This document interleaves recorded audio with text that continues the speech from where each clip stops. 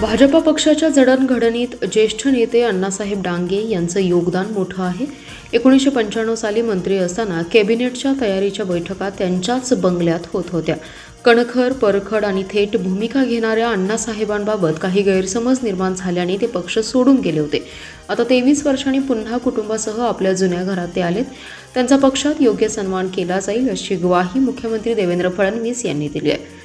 अण्णा, तुमच्यासारख्या ज्येष्ठांचा आशीर्वाद घेऊन आम्ही सर्वोत्तम सरकार चालवण्याचा प्रयत्न करीत आहोत अशा भावना मुख्यमंत्री फडणवीस यांनी व्यक्त केल्या। राष्ट्रवादी शरदचंद्र पवार पक्षाचे ज्येष्ठ नेते माजी मंत्री अण्णासाहेब डांगे तसेच त्यांचे सुपुत्र माजी नगराध्यक्ष ॲडव्होकेट चिमण डांगे आणि माजी नगरसेवक विश्वनाथ डांगे यांनी बुधवारी समर्थकांसह भाजपमध्ये प्रवेश केलाय। मुंबई येथे भाजप कार्यालयात मुख्यमंत्री फडणवीस, भाजपाचे प्रदेशाध्यक्ष रवींद्र चव्हाण, पालकमंत्री चंद्रकांतदादा पाटील यांच्या उपस्थितीत हा पक्ष प्रवेश झाला। यावेळी आमदार सुधीर गाडगीळ, सुरेश खाडे, सत्यजित देशमुख, जिल्हाध्यक्ष सम्राट महाडिक उपस्थित होते। मुख्यमंत्री फडणवीस म्हणाले, भारतीय जनसंघाच्या वाटचालीमध्ये अण्णासाहेब डांगे यांचा मोठा वाटा आहे। पक्षात काही गैरसमज झाल्यामुळे ते आपलं घर सोडून गेले होते, तेव्हा ते गेल्याचे शल्य अनेकदा स्वर्गीय गोपीनाथ मुंडे यांनी बोलून दाखवलं होतं। 24 तास पक्षासाठी राबणाऱ्या मंडळींमध्ये अण्णा होते। त्यांनी खूप कष्टातून पक्षाला मोठं केलं। ते पक्ष सोडून गेले असले तरी मनाने भाजपमध्येच होते। त्यांनी कधीही पक्षाची विचारधारा सोडली नव्हती। आता ते पुन्हा आपल्या स्वगृही आलेत। त्यांचा योग्य सन्मान पक्षात केला जाईल अशी ग्वाही दिली आहे। माझ्याबरोबर ज्यांना थांबायचंय ते थांबतील, बाकीचे जातील, यावर काय बोलायचंय? पण माझा एक प्रॉब्लेम आहे, समोरून जोपर्यंत विरोध होत नाही तोपर्यंत मी शांत असतो। ज्यावेळी विरोध सुरू होतो त्यावेळी माझ्यातला ओरिजिनल माणूस तयार होतो। त्यामुळे थोडं थांबा आणि बघा पुढे काय होते, असा थेट इशारा राष्ट्रवादी काँग्रेस शरद पवार पक्षाचे नेते आमदार जयंत पाटील यांनी विरोधकांना दिलाय। सांगली येथील आयर्विन पुलाला पर्यायी नवीन पुलाच्या कामाची पाहणी आमदार जयंत पाटील यांनी केली। त्यावेळी त्यांनी पत्रकारांशी संवाद साधलाय। माजी मंत्री अण्णासाहेब डांगे यांनी बुधवारी भाजपमध्ये प्रवेश केला। यावर आमदार जयंत पाटील यांना विचारले असता ते म्हणाले, विरोधकांकडून अनेक ऑफर येत असतात, जे फुटणार आहेत ते फुटतच राहतात, पण राष्ट्रवादी काँग्रेस शरद पवार पक्षात माझ्याबरोबर ज्यांना थांबायचे ते थांबतील, बाकीचे जातील। त्यामुळे यावर आता काय बोलू? तर मुख्यमंत्री मंत्र्यांची पाठराखण करत आहेत। सरकारमधील कोणताही मंत्री काहीही बोलू देत, काहीही करू देत, मुख्यमंत्र्यांना हे मान्य असतं। त्यामुळे माणिकराव कोकाटेंसह इतरांच्या राजीनाम्याचा विषय येत नाही। मात्र मुख्यमंत्र्यांनी आपले सरकार जनतेसमोर कसे हवे हे कळायला हवे होते। आयर्विन पुलाला पर्यायी नवीन पुलाचं काम महाविकास आघाडी सरकारच्या काळात सुरू झालं। पूल करताना प्रमुख बाजारपेठांना अडचण येणार नाही, वाहतूक कोणती होणार नाही याची काळजी घेण्यात आली। पूल पूर्ण होण्यास थोडा विलंब लागतोय, पण थोडं काम बाकी आहे। 15 दिवसात हे काम पूर्ण होईल आणि सांगलीकरांसाठी हा पूल खुला होईल। त्यामुळे पेठेकडे जाण्यासाठी वळण घालून जावं लागणार नाही असं जयंत पाटील यांनी व्यक्त केलं। कर्नाटक सरकारच्या अलमटी धरणाची उंची वाढवण्याच्या निर्णयाचा सांगली व कोल्हापूर जिल्ह्यांना महापुराचा फटका बसणार आहे। उंची विरोधात दोन्ही जिल्ह्यातून जोरदार विरोध होत असून या संदर्भात चर्चा करण्यासाठी केंद्रीय जलशक्ती मंत्री CR पाटील यांनी 4 ऑगस्ट रोजी सर्वपक्षीय खासदार आमदारांची बैठक बोलावली असल्याबाबतचे लेखी पत्र राज्याचे जलसंपदा मंत्री राधाकृष्ण विखे पाटील यांनी दोन्ही जिल्ह्यातील लोकप्रतिनिधींना दिले। सांगलीसह कोल्हापूर जिल्ह्यामध्ये येणाऱ्या महापुराला कर्नाटक राज्यातील अलमटी धरण कारणीभूत असल्याचा निष्कर्ष जलतज्ञांनी काढलाय। या महापुरामुळे कोल्हापूर जिल्ह्यातील हजारो हेक्टर क्षेत्र बाधित होत असून अनेक गावांना स्थलांतर करावं लागतं। परिणामी 1.5 ते 2 महिने जिल्ह्यातील दळणवळणासह सर्व यंत्रणा ठप्प होत असून कोट्यवधींचं नुकसान या महापुरामुळे होतंय। याबाबत जलसंपदा मंत्री विखे पाटील यांनी मागील महिन्यात मुंबईत बैठक घेतली होती। या बैठकीमध्ये अलमटी धरणाची उंची वाढवण्याच्या कर्नाटक सरकारच्या निर्णयामुळे राज्यातील सांगली व कोल्हापूर जिल्ह्यांना उद्भवणारा धोका आणि त्याविरुद्ध जनतेची तीव्र भावना जिल्ह्यातील सर्वपक्षीय खासदार आमदारांनी केंद्राकडे मांडावी असा निर्णय घेण्यात आला होता। त्या अनुषंगाने केंद्रीय जलशक्ती मंत्री CR पाटील यांच्याकडे सांगली व कोल्हापूर जिल्ह्यातील सर्वपक्षीय खासदार आमदार यांना भेटीची वेळ देण्याची विनंती केली होती। त्यानुसार केंद्रीय जलशक्ती पाटील यांनी 4 ऑगस्ट रोजी दुपारी 3:30 वाजता श्रमशक्ती भवन नवी दिल्ली येथे बैठक बोलावली आहे। तासगाव तालुक्यातील कवठे एकंद येथे राहत असलेल्या बाबूराव माळी यांच्या घरी आज सकाळी 10:30च्या सुमारास 2 अज्ञात चोरट्यांनी तांबे, पितळ, भांडी आणि सोन्या चांदीचे दागिने पॉलिश करण्याच्या बहाण्याने 4.5 तोळ्याचे सोन्याचे दागिने लंपास केलेत। या घटनेची तासगाव पोलीस ठाण्यात नोंद झाली असून अज्ञात 2 चोरट्यांच्या विरोधात गुन्हा दाखल झालाय। त्यामुळे परिसरात एकच खळबळ उडाली आहे। कवठे एकंद येथील नांद्रे रोडवर ताराबाई माळी आणि बाबूराव माळी हे दोघेच वृद्ध दाम्पत्य राहतात. सकाळी 10:30च्या सुमारास त्यांच्या घरी 2 अज्ञात युवक तांबे, पितळ भांडी आणि इतर धातूची वस्तू पॉलिश करण्याच्या बहाण्याने आले. सुरुवातीला या भामट्यांनी घराच्या वरांड्यात कट्ट्यावरती तांब्या, पितळेची भांडी स्वच्छ पॉलिश करून त्यांचा विश्वास संपादन केला. त्यानंतर सोन्याचे दागिने पॉलिश करण्याच्या निमित्ताने दागिन्यांची मागणी केली. यावेळी ताराबाई माळी यांनी त्यांचे 4.5 तोळ्याचे गंठण भामट्याच्या हातात दिले. त्यांनी पॉलिश करण्याच्या बहाण्याने एका कपड्यात दागिने गुंडाळले. त्यानंतर एका भांड्यात पाणी घेऊन त्यात हळद टाकून दागिने त्यात टाकल्याचा बहाणा केला. हे भांडे गॅसवरती 15 मिनिटे तापत ठेवण्यास सांगितलं. एका भामट्याने स्वतः हे भांडे घरामध्ये आतमध्ये जाऊन गॅसवरती ठेवल्याचं CCTV कॅमेऱ्यात कैद झाले. त्यानंतर किमान 15 मिनिटांनंतर ते भांडे खाली उतरून घ्या असं सांगून दोघे भामटे तिथून पसार झाले. त्यांची ही चालाकी बाबूराव माळी यांच्या लक्षात आल्यानंतर त्यांनी त्यांच्या पत्नीस गॅसवरती तापत ठेवलेल्या भांड्यात दागिने असल्याची खात्री करण्यास सांगितलं. ताराबाई माळी यांनी तात्काळ घरामध्ये जाऊन खात्री केली असता गॅसवरील भांड्यात दागिने नसल्याचं निदर्शनास आलं. त्यानंतर त्यांनी धावाधाव केली. तोपर्यंत भामटे तिथून पसार झाले होते.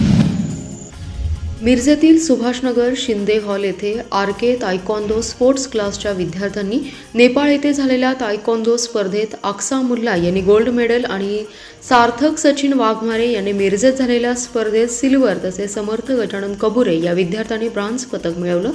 या तायक्वांदो क्लासच्या यशस्वी विद्यार्थ्यांचा श्री अंबाबाई तालीम संस्थेचे उपाध्यक्ष व digital media all India journalist association Maharashtra राज्य पत्रकार संघ मुंबईचे प्रदेशाध्यक्ष सिद्धार्थ संजयजी भोकरे यांच्या हस्ते यशस्वी विद्यार्थ्यांचा सत्कार करण्यात आलाय. या कार्यक्रमाचे नियोजन मिरजसुधार समितीचे अध्यक्ष राकेश तामगावे यांनी केले. यावेळी प्रशिक्षक शमशोद्दीन खतीब, शाहिद काझी, राहुल सातपुते तसेच विद्यार्थी उपस्थित होते. सिद्धार्थ भोकरे यांनी यशस्वी विद्यार्थ्यांचा सत्कार केल्यानंतर विद्यार्थ्यांनी भरपूर मेहनत करावी तसेच यशस्वी व्हावं. आरोग्य हे महत्त्वाचं आहे, त्यामुळे विद्यार्थ्यांनी मैदानासाठी वेळ दिला पाहिजे. तुमच्या पाठीमागे श्री अंबाबाई तालीम संस्था असेलच. काही अडचणी असतील तर आम्ही सोडवू असेही सिद्धार्थ भोकरे म्हणाले. यावेळी तायक्वांदो क्लासच्या विद्यार्थ्यांनी अतिशय उत्साहामध्ये सिद्धार्थ भोकरे यांच्या वाढदिवसानिमित्त केक कापून पुष्पगुच्छ देऊन शुभेच्छा दिल्या. शिराळा तालुक्यातील करुंगलीहून गुंडगेवाडीकडे जाणाऱ्या रस्त्यावरील वारणा डावा कालव्यावर असलेला पूल दुपारी 1 वाजण्याच्या दरम्यान कोसळला. त्यामुळे या मार्गावरील वाहतूक ठप्प झाली आहे. 2 महिन्यापूर्वी या पुलाच्या मध्यभागी असलेल्या दगडी बांधकामाच्या पिल्लरला भगदाड पडून काही भाग कोसळल्याने हा पूल वाहतुकीसाठी धोकादायक बनला होता. त्यामुळे कोकरूड पोलिसांकडून या धोकादायक पुलावरती बॅरिगेट लावण्यात आले होते. त्यामुळे कोणतीही दुर्घटना झाली नाही. चालू वर्षी झालेल्या मुसळधार पावसाने अधिक जीर्ण झालेला हा पूल आज कोसळल्याने या ठिकाणी वाहतुकीची अडचण निर्माण झाली. करुंगली गुंडगेवाडी या गावांच्या दरम्यान असलेल्या वारणा डावा कालव्यावर मध्यभागी दगडी पिलर असलेला पूल 40 वर्षांपूर्वी बांधलेला होता. या पुलालाच दगडी पिलरचे सततचे कालव्यातील पाण्याच्या प्रवाहामुळे नुकसान झाले होते. त्यातच यावर्षी झालेल्या पावसामुळे पुलाची दुरावस्था झाली होती. दरम्यान आज हा वारणा डावा कालव्यावरील पूल कोसळल्यामुळे या मार्गावरून ये जा करणाऱ्या नागरिकांना दुसऱ्या दूरवरच्या रस्त्यावरून प्रवास करावा लागणार असल्याने त्यांची गैरसोय होणार आहे. त्यामुळे संबंधित पाटबंधारे विभागाने या ठिकाणी नवीन पूल बांधावा अशी मागणी आता जोर धरू लागली आहे. कवठेमंकाळ तालुक्यातील घाट नांद्रे येथे घरफोडी करून दागिने लंपास करणाऱ्या अल्पवयीन मुलीस पोलिसांनी ताब्यात घेतले. या मुलीकडून चोरीतील 3,60,000 रुपयांचे दागिने पोलिसांनी हस्तगत केलेत. स्थानिक गुन्हे अन्वेषण विभागाच्या पथकाने सदरची कारवाई केली. या प्रकरणी बाबासाहेब शिंदे यांनी कवठेमंकाळ पोलीस ठाण्यात फिर्याद दिली होती. घाट नांद्रे येथे बाबासाहेब शिंदे हे त्यांच्या कुटुंबियांसह राहतात. त्यांच्या घरी गुरुवार दिनांक 17 जुलै रोजी घरात कोणी नसल्याचं पाहून बंद घराचं कुलूप तोडून कपाटात ठेवलेले लाखो रुपयांचे दागिने चोरत अज्ञात चोरट्यांनी घरफोडी केली होती. या घटनेची नोंद कवठेमंकाळ पोलीस ठाण्यात झाली होती. या घटनेचा तपास स्थानिक गुन्हे अन्वेषणचं एक पथक करत होतं. पथकातील कर्मचाऱ्यांनी तांत्रिक तपासाच्या आधारावर तसेच गोपनीय माहितीद्वारे सदरची घरफोडी ही गावातीलच एका अल्पवयीन मुलीने केल्याची माहिती मिळाली. यावेळी पथकाने सदरच्या मुलीला ताब्यात घेऊन कौशल्यपूर्ण चौकशी केली असता तिने गुन्हा केल्याची कबुली दिली. यावेळी या मुलीकडून 41 ग्राम वजनाच्या सोन्याचा नेकलेस, चैन, कानातील वेल आणि बदाम असा एकूण 3,60,000 रुपये किमतीचा मुद्देमाल जप्त करत पुढील कार्यवाहीसाठी कवठेमंकाळ पोलिसांच्या स्वाधीन केले. जिल्हा परिषदेने 18 जणांना अनुकंपा तत्वावर नियुक्तीचे आदेश दिलेत. विस्ताराधिकारी, अंगणवाडी पर्यवेक्षिका, स्थापत्य अभियांत्रिकी सहाय्यक, आरोग्य सेवक, ग्रामपंचायत अधिकारी आणि परिचर या पदांवर त्यांना नोकरीत सामावून घेण्यात आले. मुख्य कार्यकारी अधिकारी तृप्ती धोडमिसे यांनी नियुक्तीचं पत्र देऊन तात्काळ कामावर रुजू होण्याचे आदेश दिले आहेत. जिल्हा परिषदेमध्ये कार्यरत असताना दिवंगत झालेल्या कर्मचाऱ्यांच्या वारसांना अनुकंपा तत्वावर सेवेत घेण्याची तरतूद शासन नियमात आहे। अशा अधिकारी आणि कर्मचारी यांचे पात्र वारसास त्यांची शैक्षणिक अर्हता आणि त्या प्रवर्गातील जिल्हा परिषदेमधील रिक्त पदे विचारात घेऊन रिक्त असणाऱ्या पदावर नियुक्ती देण्यात येते। त्यानुसार सांगली जिल्हा परिषदेकडील अनुकंपा प्रतीक्षा सूचीतील सर्व 18 पात्र उमेदवारांना मुख्य कार्यकारी अधिकारी धोडमिसे यांनी नियुक्ती आदेश दिलेत। उमेदवारांना खालील पदांवर नियुक्ती देण्यात आलेल्यांमध्ये विस्तार अधिकारी, अंगणवाडी पर्यवेक्षिका, स्थापत्य अभियांत्रिकी सहाय्यक, आरोग्य सेवक पुरुष 5, ग्रामपंचायत अधिकारी 5, परिचर 3 अशा 18 उमेदवारांचा समावेश आहे। दरम्यान मुख्य कार्यकारी अधिकारी धोडमिसे यांच्या कार्यकाळात गेल्या 2 वर्षात 110 उमेदवारांना अनुकंपा तत्वावर नियुक्त्या मिळालेल्या आहेत। जिल्हा परिषदेत 30 जून अखेर अनुकंपा तत्वावरील एकही उमेदवार नियुक्तीच्या प्रतीक्षेत नसल्याचे सामान्य प्रशासन विभागाचे उपमुख्य कार्यकारी अधिकारी प्रमोद काळे यांनी सांगितले। चीनमध्ये तयार केला जाणारा बेदाणा नेपाळ मार्गे चोरट्या मार्गाने बेकायदेशीरपणे भारतात येतो आहे। त्याने भारतीय बेदाण्याचे दर पाडले असून त्यात शेतकऱ्यांचं मोठं नुकसान होते। ही चोरटी आयात थांबवावी आणि शेतकरी हितासाठी पुन्हा एकदा बेदाण्यासाठी अनुदान सुरू करावं असं आवाहन खासदार विशाल पाटील यांनी आज लोकसभेत केले। यावर्षी बेदाणा उत्पादक शेतकऱ्याला चांगल्या दराची अपेक्षा होती।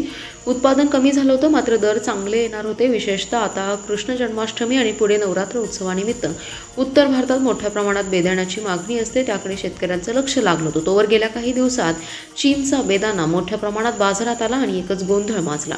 भारतीय बेदाण्याचा उठाव कमी झाला, दर पडेल याबाबत महाराष्ट्र राज्य द्राक्ष बागायतदार संघाने विशाल पाटील यांची भेट घेतली होती। त्या पार्श्वभूमीवर त्यांनी आज संसदेचे या प्रश्नावर लक्ष वेधले। ते म्हणाले, सांगली जिल्ह्यात मोठ्या प्रमाणात शेतकरी द्राक्ष पीक घेतात, बेदाणा निर्मिती करतात, त्यातून त्यांना थोडं जास्त उत्पन्न मिळतं। परंतु गेल्या काही दिवसात चीनमध्ये तयार होणारा बेदाणा नेपाळ मार्गे भारतात येतोय। ही बेकायदेशीर आयात आहे, त्याचा परिणाम म्हणून भारतीय बेदाण्याचा दर पडतोय। शेतकरी अडचणीत येत आहे, ते आत्महत्येचा विचार करतात, त्यामुळे तातडीने बेकायदेशीर आयात थांबवायला हवी अशी मागणी त्यांनी यावेळी केली आहे।